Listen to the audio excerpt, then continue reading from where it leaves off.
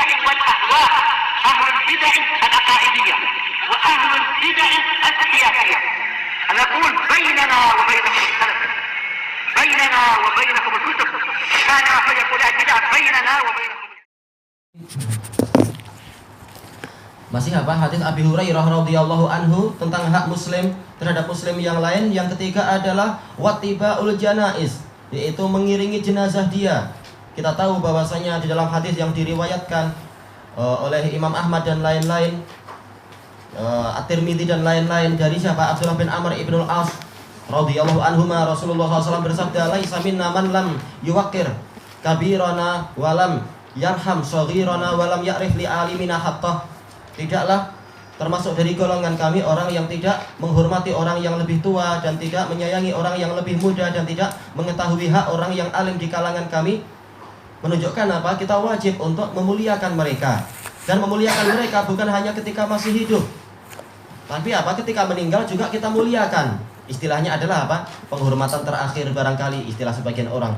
Walaupun jangan terakhir, setelah itu kita doakan, kita sering puji dia dan kita apa? Sebutkan kalimat dia yang baik, kita jelaskan, oh dulu beliau ngasih fatwa begini dan ini fatwa yang bagus. Itu masih termasuk memuliakan ulama tersebut. Ilmunya tidak mati bersama dengan kematian badannya.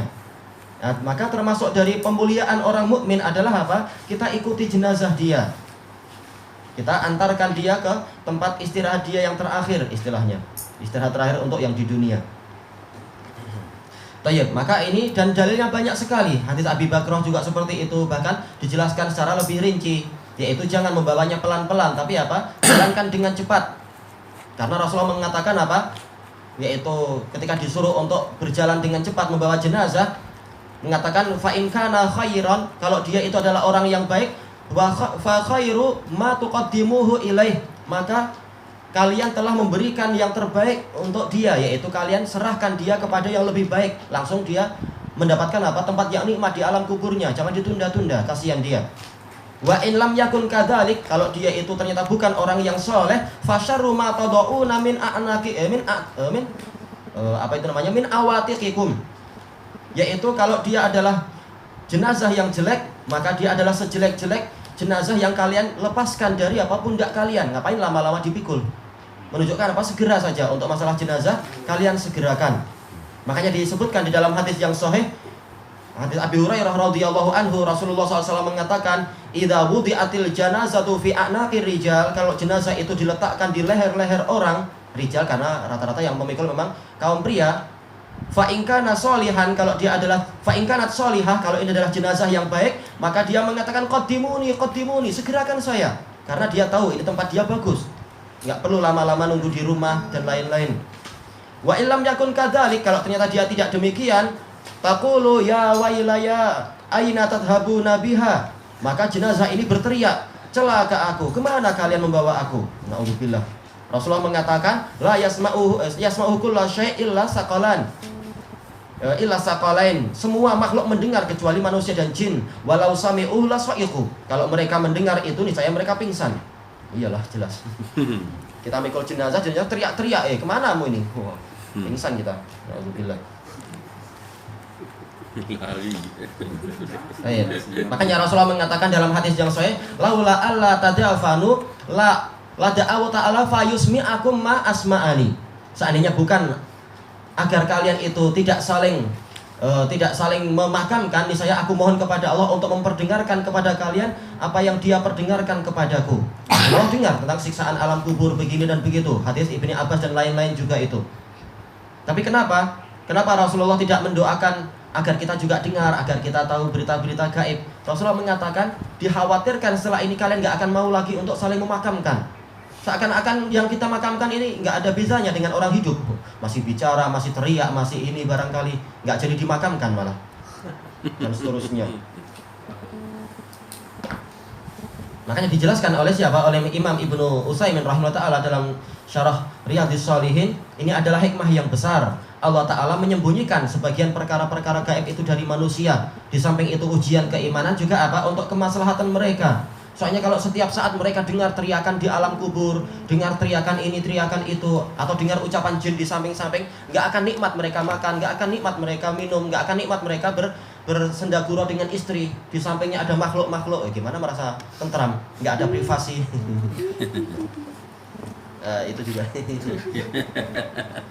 jelas nggak akan nikmat. Maka ini adalah hikmah yang besar dari Allah Ta'ala.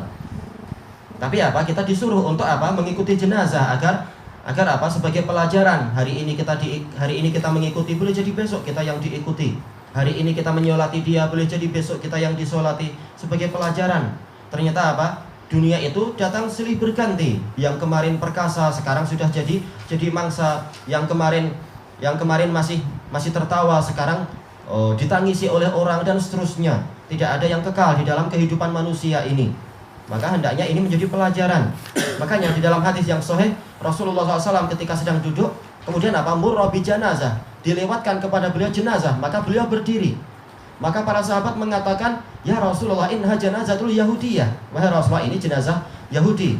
Rasulullah mengatakan apa? Inna lil mauti fazi'an. Sesungguhnya kematian itu mendatangkan ketakutan. Dan ini adalah termasuk syariat untuk kita ikut berdiri.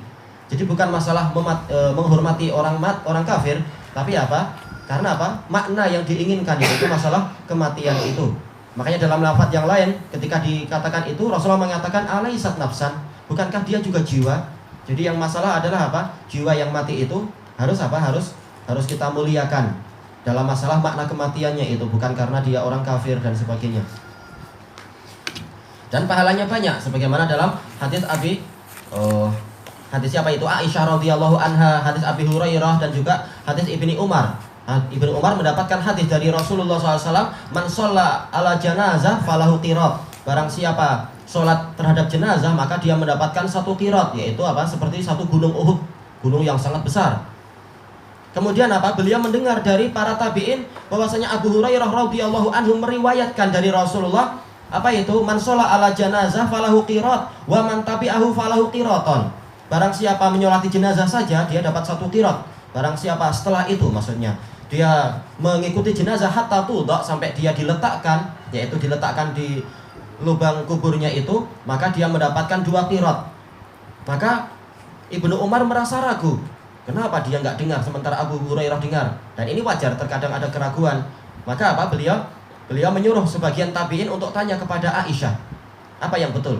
Kemudian apa? Ibnu Umar tunggu di dalam masjid sambil apa? Sambil istilahnya bermain-main atau memegang pasir dari masjid itu. Kemudian datang utusannya ini mengatakan, iya, Aisyah mengatakan sama persis dengan yang diucapkan Abu Hurairah dari Rasulullah SAW. Maka Ibnu Umar melemparkan pasir itu ke tanah, menunjukkan sedang bengang, mengatakan, laqad faratna qararita katsirah. Kita telah menyia-nyiakan kirat-kirat yang banyak. Nah ini para sahabat, mereka apa? Merasa sedih kalau kehilangan pahala. Nah kalau orang sekarang banyak yang sholat tidak mau, tapi apa? Sembang-sembang di samping kubur. Ini salah besar. Kesempatan emas disia-siakan. Nah kadang seperti itu juga. Harusnya apa? Ini kesempatan emas. Dari sudut pandang, dari salah satu sudut pandang ini adalah memuliakan orang yang meninggal. Dari sudut pandang yang lain adalah apa? Untuk syafaat bagi dia. Karena apa? Orang yang mendoakan jenazah, maka dia ini adalah telah memberikan syafaat. Demikian pula untuk apa? Kesempatan mendapatkan pahala yang besar. Belum tentu dalam satu hari kita mendapatkan pahala 10 kali atau 20 kali, karena belum tentu amal kita ini diterima. Maka ketika ada kabar gembira, oh ini ada jenazah, kesempatan mendapatkan apa? Satu gunung besar, gunung Uhud.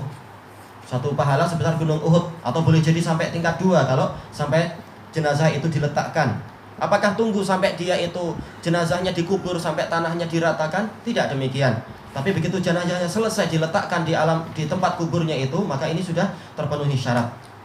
Setelah itu boleh dia pulang, ya di liang lahatnya itu. Kenapa? Ya itu fardu kifayah, jangan ditinggal. Nanti jenazahnya bilang, belum selesai.